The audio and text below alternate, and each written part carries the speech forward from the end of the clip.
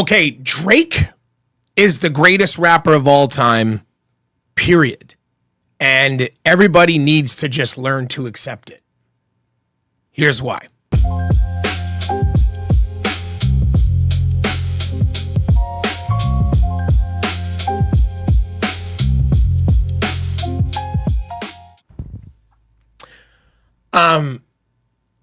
Before I even get in onto the details of this whole thing, I wanna first explain to you who I am and why I'm qualified to speak on this, because I know a lot of people who don't know me that are discovering this video through YouTube probably don't know who I am. And maybe I'm just gonna give you a quick bubble up. First of all, I used to be a rapper named Poverty. I was a signed hip-hop artist in 2003. I had the largest rap record deal in history in 2003. It's been broken since, but at the time I was in Billboard magazine for that. I've been in the studio with legends, producers like Jay Dilla, Alchemist. I've toured with some of the biggest artists in the world. I've opened up for Nelly in front of 10, 15,000 people. I've opened up for 50 Cent. I've opened up for Tech Nine. I've done shows on the same ticket with Redman and Method Man, DMX, everything. I've even rocked the stage with Mobb Deep, on stage with Mobb Deep in New York. And I've been around a long time. I'm a lyricist. I spit bars. It's what I do. But for the most part, I understand hip hop. I've been a fan of hip hop. I've not only done it my entire life, listened to it my entire life, know every sort of facet and genre of hip hop, every rapper that you could possibly mention I've heard of. I am a student of hip hop on top of it all. So that being said, I would like to really get into the frustration that I feel that so many people in the hip hop community want to deny Drake what he rightfully deserves, which is that he is the greatest rapper ever. It's irrefutable. And I'm going to get into why. It kind of reminds me of the Tom Brady, Joe Montana problem.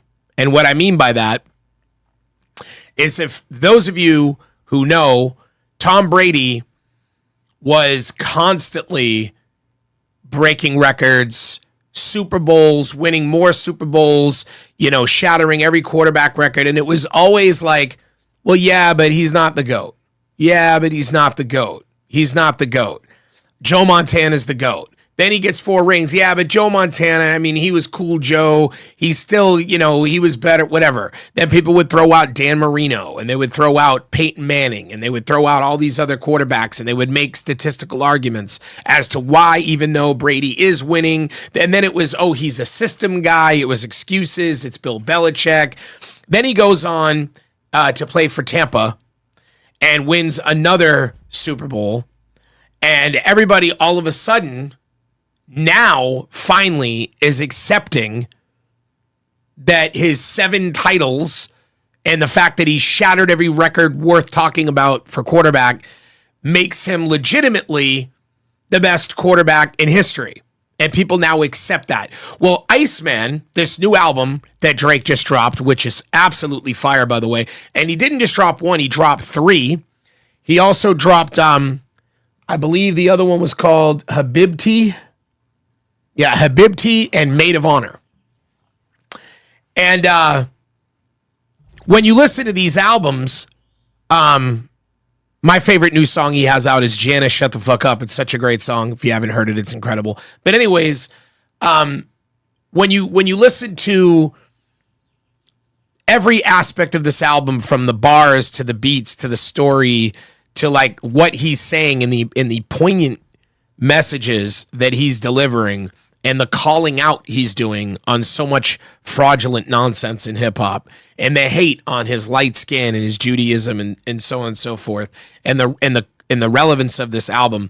This album has now shattered every record known to man. So Iceman, Habibti, and Maid of Honor, the massive drop immediately shattered multiple Spotify records in a single day. He became the most streamed artist. Iceman scored the biggest single day streaming debut for an album, and the song Make Them Cry became the biggest single day streaming song ever. Now, we're going to get into more facts about his records. But I want to get into a few of the nuances of what qualifies a rapper to be the greatest of all time, because I feel like there is some nuance to this. First and foremost, we have to get this out of the way. Lyricism. Lyricism, it comes down to a myriad things. Are you a multiple syllable rhymer? Your metaphors, your similes, your double and triple entendres, your multi-syllabic rhyme scheme. Like, do you rhyme the last 3 to 5 syllables of a sentence, or do you just rhyme the last 2? Are you a storyteller? Like Slick Rick was very well known for being like a fantastic storyteller. He was great at narrative. Nas also great at narrative. Like the song Undying Love from Nas was like one of the, probably in my view, one of the best stories ever spit on a microphone. Another one was Immortal Technique, and I'm actually forgetting the name of the song, but it's a legendary song. And if for those of you who know hip hop, I know you know right away what song it is. I can't remember the name of it right now because my brain is just spacing out. But understand that, first of all, one of the biggest myths out there is that he doesn't write. And that's a myth, period. Another thing that makes me qualified on the subject to tell you this is that because I've been in the music industry and for literally 25 years in the hip hop industry, on and off living in California, living in Los Angeles, going back and forth to the East Coast, going to New York, being in studios with legends, working around some people. I have known artists who have worked closely with producers that have produced for Drake. I'm friends with Drake's father. Me and Drake's father talk. You can validate this. You can look at my Instagram. He follows me on IG. We text back and forth. And I can tell you emphatically, because I've been in this industry, that Drake writes his own music. He writes his own lyrics.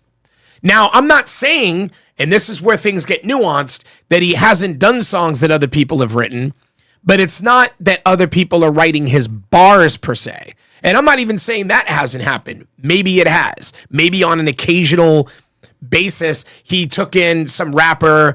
I know at one point somebody told me Vori had written some stuff that Drake used or something, but it's nowhere near the level that people make it. Drake has actually written for other people a bunch of times. Very, very often, actually. He has written probably far more, in fact, not probably, definitely far more for other people than he has ever had used anybody else's stuff. But when we talk about whether or not he writes his own lyrics, we also have to consider the fact Drake is not just a rapper. Drake is a singer. He is an R&B artist as well as a rapper. So there are songs like, for instance, Weeknd wrote some songs that Drake used. And, that's very common in the industry for singers to use good songs that other people have written. That has happened. But even if you were to go to Kanye West, for instance, who has come out multiple times and has stated factually that Drake is one of the best writers he's ever seen. Ever. Kanye's literally done interviews where he said this many, many times. So this constant lie that Drake doesn't write his own lyrics it's insane. It's absolutely insane. But understand that there is a difference between songwriting and rapping.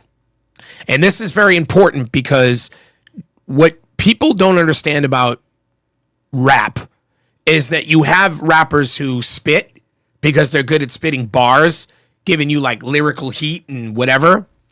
And then you have rappers that are just great at making songs. A good example is I think Tupac wrote some of the best hip hop songs ever. Do I think he was a great rapper from a standpoint of bars and lyrical skill? No, I do not. Not even remotely. I mean, I think he was average at best, but he wrote incredible songs. And I think that people need to understand that those are two completely different art forms when it comes to hip hop. There are people who spit bars and there are people who write songs. Drake, on the other hand, is insane at both. And for those who try to argue, well, that's not true, he doesn't spit bars, you have not been listening. You don't know what you're talking about. I could give you multiple examples. I would play multiple examples if I knew it wouldn't get my channel shut down for copyright violations. But I could show you multiple examples of when Drake is smashing the bar. Like literally like murdering it lyrically. Multiple bars, killing it, multiple metaphors and similes, multiple, punchlines, insane rhyme schemes. I mean, we can go on and on. So he does have bars. From a bar standpoint, the Nas, the Black Thoughts, the Rakims, you could put Drake in those categories. You absolutely can. And I wish I could play the music to prove it, because, it would be nice to be able to do. But I would have to stop it every 2 seconds, because otherwise I'd get copyright violated, and I don't really want to deal with that nonsense. However, I want to talk about flow and cadence. And the reason why this is serious is because this is different than lyrics. Flow and cadence is the pattern with which the rapper raps over the beat. And some rappers are boring. Some rappers have the same flow and cadence, and they just rhyme the same flow and cadence over a beat forever, and every song sounds the same, and that's what makes them not so great. Then you have people that not only switch it up mid-verse, do a bunch of different cadences, but you have people that have innovated cadences. Now, not a lot of people. Eminem is notorious for innovating cadences. Notorious B.I.G., I mean, I think he had probably one of the most legendary cadences. He rhymed the way that John Coltrane played the sax on a musical body, and he was insane with it. Another example of inventing cadences is Andre 3000, who doesn't really get a lot of credit for it, but he did. But I would argue that Drake, 1,000%, without question, has absolutely invented cadences. He didn't just invent cadences. First of all, every time he puts out a new album, there's another cadence he's doing that I've never heard before. Not from him or anybody else. He does it constantly. And then on top of that, I mean, he's just constantly doing it. It's not a matter of he did it a couple times and then people were inspired and that's great. He constantly does it. And he's even doing it now. Even with the new albums that he just dropped, he is doing it again. Okay? So, the other thing that you have to consider when you're considering what makes the GOAT is you have to consider somebody's discography quality and commercial success. And I know a lot of people don't like to bring this stuff up. They don't like to bring this stuff up. But I'm going to get into this because, again, if we're bringing back the Tom Brady, Joe Montana analogy, you could talk about throwing touchdowns. You could talk about how awesome and accurate and deep of a passer a quarterback is. You could talk about capabilities of reading defenses. You could talk about all these things. Ultimately, those would be the semantics of what would make a quarterback great, right? And that is the equivalent in hip hop of talking about lyricism and songwriting and cadence and delivery and all these types of things, right? But commercial success in hip hop is the equivalent of Super Bowl rings. Do you understand? So trying to say that Drake has big hits, maybe some argue, well, he just has great producers, or he's got better beats or whatever. Whatever your excuse is for his commercial success. Oh, well, he's fair-skinned, so he has an advantage, whatever that is. I've heard that before. You're doing the same thing as people did with Brady, where he plays he's a system quarterback. It's the system that won him championships, or they cheated, right? Or Bill Belichick was why he won. It's the same thing. It's the exact same thing. So we're going to get into the commercial success because, for starters, unlike almost anyone you could bring up, including the legends like Notorious B.I.G. and Tupac, who died young, which again wasn't their fault, but they did die young. Drake has had a 17-year career. 17 years of top-notch commercial success. Repeated year after year, number one on the charts. Over and over and over again. For 17 years. Okay? And you wonder why people hate him and they're trying to take the guy down. So that's for starters. But the other thing that I want to do real quick, that I'm going to do with you guys here, we're going to go over some of these stats. Hey, Margell, what's up, man? Love you too, big guy. We're going to go over some of these stats, and we're going to do this together. Here, let me see. We'll move that there. All right. All right. So let's go ahead and show my screen. Okay, so first things that we're going to do, okay, we're going to go over this commercial success because, to be honest, you really can't beat it. You really can't. So, Spotify streaming records, and this isn't even including the ones that he's breaking right now with the 3 albums that he just dropped. And and before I get into this, I also want to bring up Michael Jackson is the only artist in music business history to have number 1, number 2, and number 3 all be his albums. He's the only one to have 3 albums. Sorry, I said that wrong. He's the only one to have 3 albums be 1, 2, and 3 on the top charts. Okay? The only one in history. So think about the significance of that when you think about how Drake dropped a record with his hand in a diamond-studded glove, which is Michael Jackson, the MJ glove, and he drops 3 albums at the same time. We know what's going to happen. They're all going to hit number 1, number 2, and number 3. And then he'll be the only artist in history to do it since Michael Jackson. But now let's get into some of these records. I'm going to zoom in a little more so you guys can even see it a little better. So Spotify and streaming records.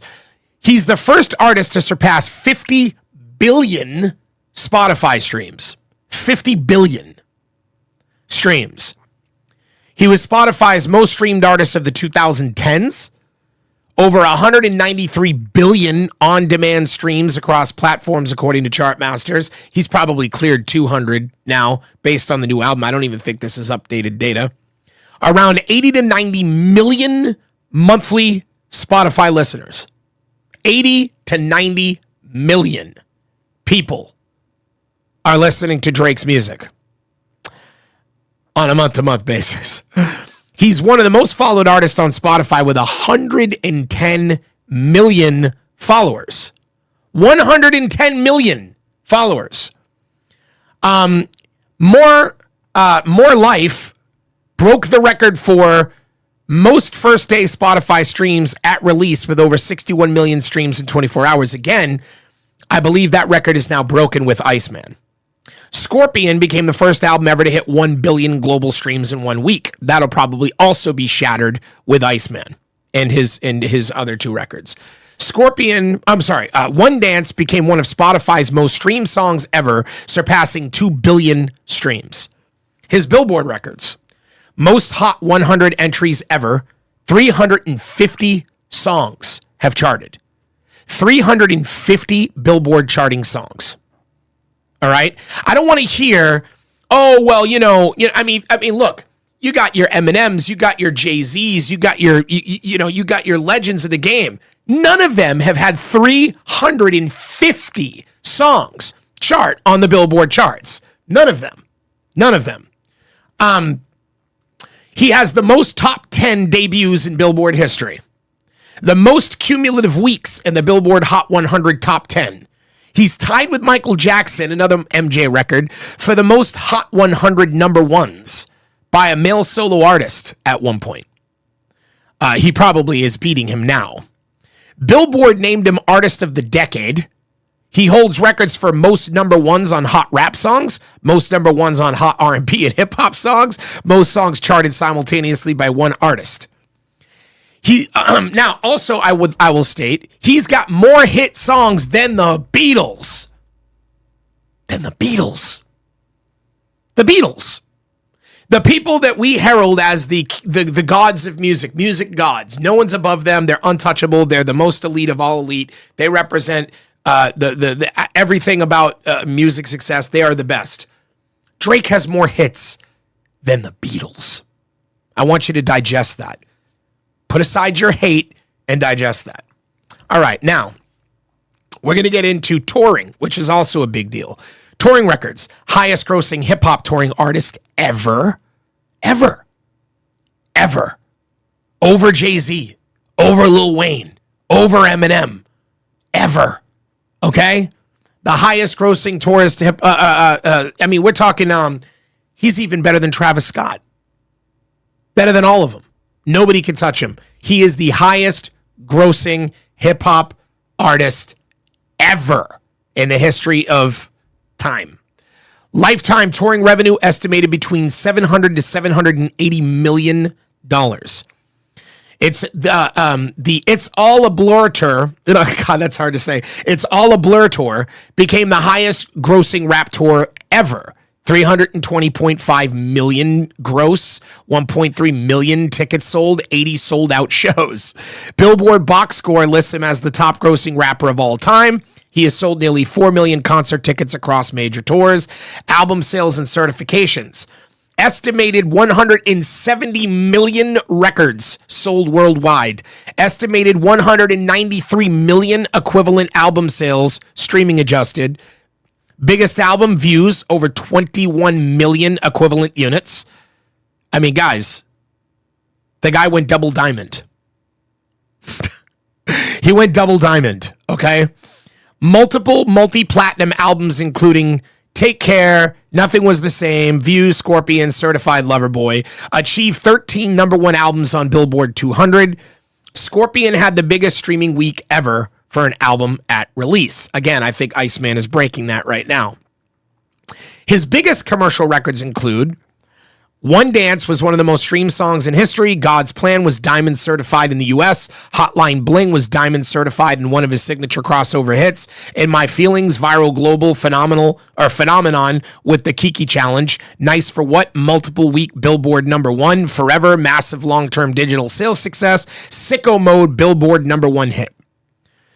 Now, cultural industry records. One of the few rappers ever to fully dominate radio, streaming, touring, pop crossover, hip-hop charts, international markets simultaneously.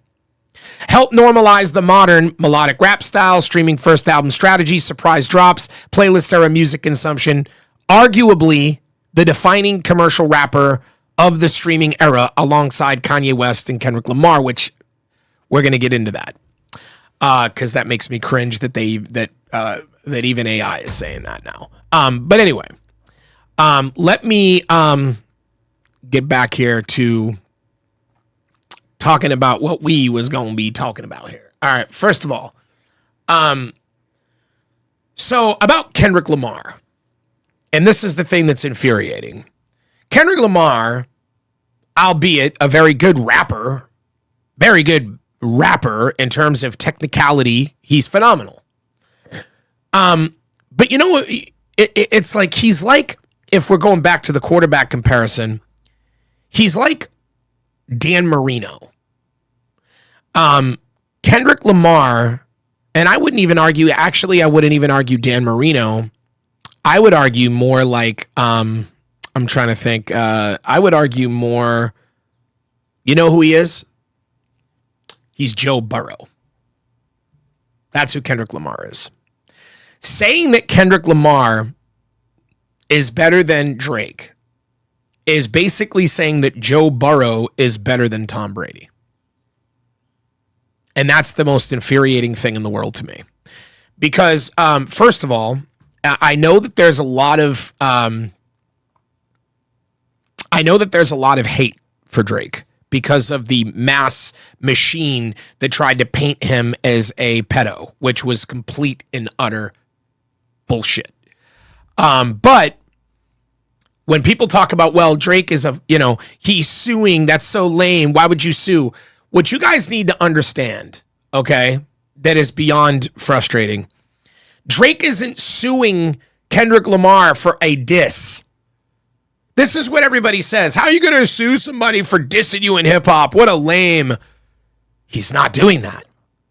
What happened is that while Kendrick Lamar was dissing him and calling him a pedo wrongfully, because there's zero evidence of that, and even now that it's been pushed on a major scale globally and everyone heard, still no victims came out. Still nobody came out and said, oh my God, Drake took advantage of me in my youth, or nothing. Not one accusation, not one allegation, nothing. And that's when the whole world would have believed them. And they still didn't come out saying that. So that ought to tell you something. But that being said, Kenny made that claim in a diss, against Drake. But where things went real wrong here is that Universal put money behind pushing that narrative through influencers, through YouTubers, through social media pages. They literally launched an assassination, a character assassination attempt on Drake globally by trying to smear him into being a pedo. And a lot of money was spent on it. That is a suable offense, guys. That is a suable offense. It is defamation. It is defaming. They were defaming him. You would be an idiot not to sue a multi-billion-dollar company that spent millions and millions of dollars defaming you on a global scale. You'd be an idiot to not do that and be able to link those things together. So for those of you who think that Drake is lame for suing, study the facts. Take a look at what's really going on under the hood, because you have no idea what you're talking about. Period. That being said, I want to talk about Drake's cultural relevance, because this is another aspect of what makes you the GOAT. I went hiking yesterday. I hike every day. I hike Runyon Canyon. That's why I've been getting shredded and losing weight, looking much better. I hiked Runyon Canyon, and I wanted to hear Drake's new album, so I turned it on, I put the first song on, and I hiked listening to it on my phone on speaker. I like to just have it playing on speaker as I'm walking. I don't like wearing earbuds. And 6 people, not 1, not 2, not 3, not even 5, 6 individuals in a 35-minute hike walked up to me after hearing the music play for just a second. Oh my God, is that Drake's new album? Oh my God, is that his new album? Is that what you're listening to? 4 girls, 2 dudes. Name another artist on the planet. Where that would happen. There isn't one, guys. There is nobody that would happen. Do you understand that? I was walking up a mountain for 35 minutes, walking past random strangers, random people, different. I mean, very, very diverse. You have straight people, you have gay people, you have black people, you have brown people, you have white people, you have women and men, you have all different older people, younger people, a myriad different people on that mountain. And 6 random different types of people inquired instantly, oh my God, are you listening to Drake's new album? Isn't that shit fire? So cool. Such craziness. Oh my God. His, blah, blah, blah. They made some sort of reference to it, or they talked about how they can't wait to get home to listen to it because they heard it dropped. Whatever. 6 people in 35 minutes. I don't even know these people. There is no rapper who is that culturally relevant. Now, when we talk about cultural relevance, to give an example, a lot of people have said Tupac was the greatest rapper of all time because of his cultural relevance. And I would argue that he was one of the most culturally relevant rappers in history. There's no doubt about that. Other people would be, in more recent times, would be Future and Lil Wayne. Lil Wayne is definitely culturally relevant. He's also a bar spitter. I think a very underrated bar spitter, but culturally relevant, definitely. One of the most culturally relevant rappers in modern history is Kanye West. And he has repeatedly remained culturally relevant, even when he's gone years without releasing music, because of many reasons. Everything with his politics and, ever since way back when he said George Bush didn't care about black people. For those of you who remember that, I don't know how old you are. But I think it needs to also be said that one of the most culturally relevant rappers in the world today, and has been for 17 years, is Drake. He has earned that title. There is no one in the world right now more relevant to the culture than Drake. Put a stamp on that. So, we've gone over cultural relevance. We've gone over streaming and commercial success, discography. We've gone over lyricism. We've gone over flow and cadence. We've gone over all the different aspects, right? There's a couple things. One is that are left. I'll touch on one, and then we'll get to the most important. And that one is maybe versatility. And I don't think that there's anyone more versatile than Drake. I think he's the most versatile rapper in history. And I think you could listen to his discography and determine that if you have ears.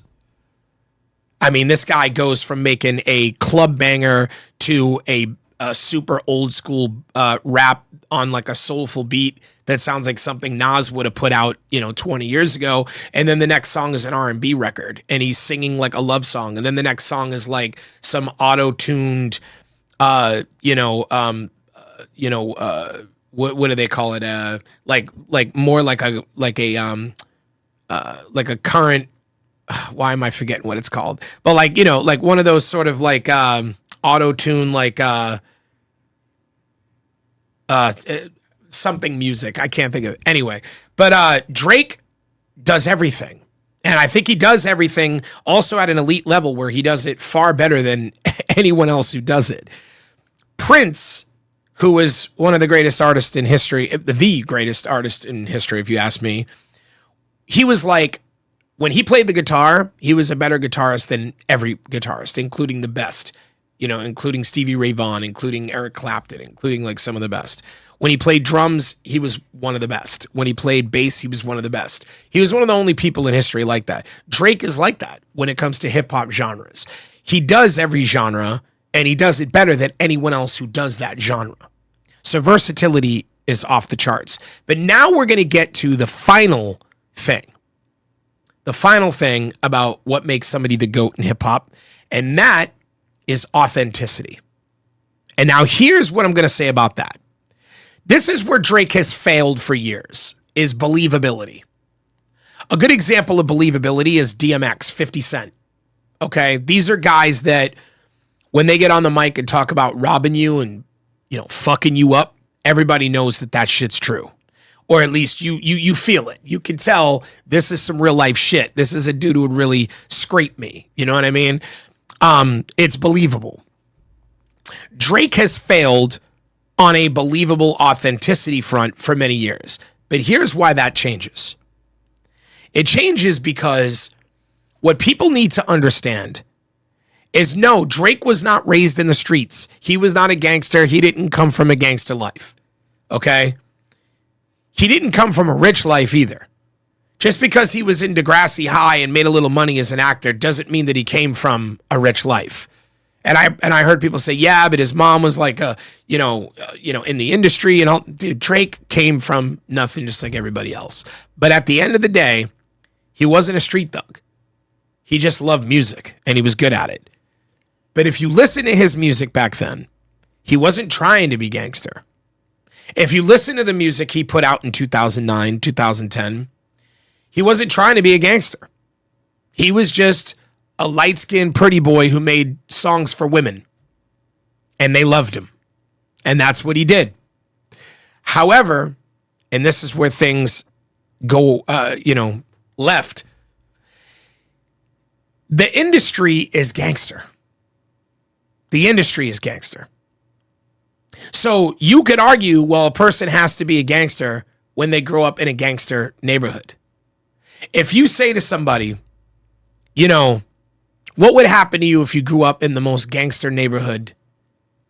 You would say, well, chances are you'd probably end up becoming a gangster because you would end up having to rise to that level of gangsterness that the people around you have. And that makes sense. Survivability. You have to survive. Okay? Well, we no longer live in a world anymore where it's all about where you're from and where you grew up. The industry, the rap industry, the entire duration that Drake had a career was like one big gangster neighborhood. There are rappers who get murdered for just trying to be rappers. The competition is no joke. It's like one big hood. So you picture a hood with a bunch of poor people all fucking scrambling, selling drugs, trying to take over blocks, fighting each other over, hey man, you can't sell in my territory, right? That's how album sales and hip hop relevance is. Do you understand what I'm saying? It's not a game. It's dangerous. Being a rapper in the hip hop game, I wouldn't argue is dangerous anymore now. Well, to a degree, but not really. But during Drake's, first 10 years, it was probably the most dangerous sector of any business to be in America, to be in the rap game. So the point that I'm making is that no, Drake was not a gangster. He did not start off as a gangster. But if you think that he didn't have to rise to become one as he got older to be able to survive the dangers of the hip hop industry, if you think that he was able to stay on top for 15 straight years and that didn't require some level of gangster, that didn't require some level of, building relationships with gangsters, getting surrounded by gangsters, being around dangerous people, if you think that he made it number one in the hip hop industry and held that spot for a decade and a half without having some level of gangster, you are out of your fucking mind. You're not only out of your mind, you have no idea what the fuck you're talking about. So when he talks about being gangster, well, not being gangster because he still doesn't do that, but when he mentions the hardness, his ability to want to reach out and touch somebody, make no mistake, he could. He could. He's got wolves around him. And he's not lying. And he ain't lying because he wouldn't have made it to the top of the rap game and held the spot for 15 years if he was lying.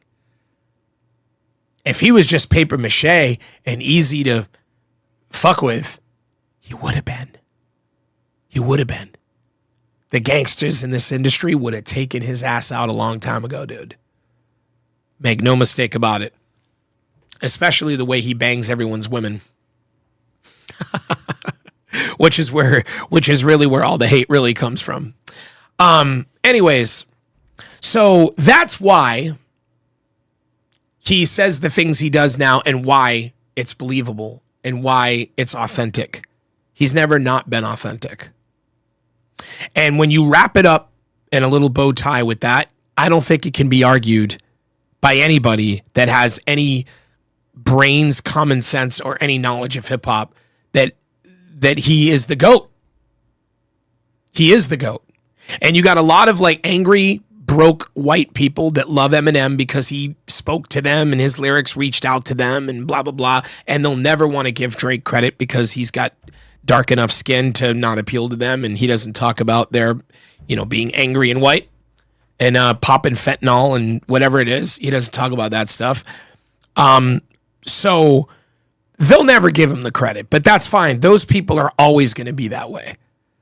But the vast majority of these people, from the white hipsters that just want to act like Kendrick Lamar is the best because of all of that fake ass black positivity shit that he wears as a costume to sell music that's not real, that Drake exposed on this album, by the way. Get your head out of your ass. Get your head out of your ass. And anybody talking about Drake is a pedo, he's a pedo, you're a fucking hater. Get your head out of your ass. Okay? There's nobody on this planet who probably gets more ass than Drake. And believe me, it's all legal ass, or his ass would have been in prison a long time ago. So anyone who is at this point disputing that he's the GOAT, you look as ridiculous, you look as stupid as you would right now disputing that Tom Brady is not the GOAT. Hey guys, click that little bell so that you can be notified when I make videos in the future. Please like this video. Likes are very important, and leave a comment. Thanks for watching.